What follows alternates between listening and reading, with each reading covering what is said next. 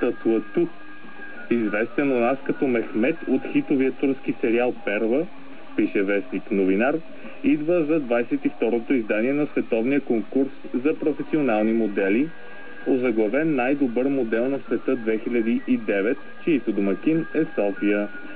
За всички вас, които тръпнете от очакване да видите Мехмет на живо, това може да стане на 11 декември в зала 3 на НДК.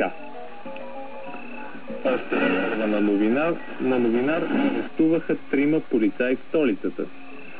Тримата, сред които най-вероятно е и висш униформен, пише вестник Новинар, са задържани вчера в района на стадион Герена. Спецоперацията е продължила до късно снощи. Най-вероятно арестите са заради резултатите от проверката, която започна в средата на март в 5-то районно. И тази проверка показа прикриване на престъпления и нарушения на всички нива. Ето още едно интересно заглавие.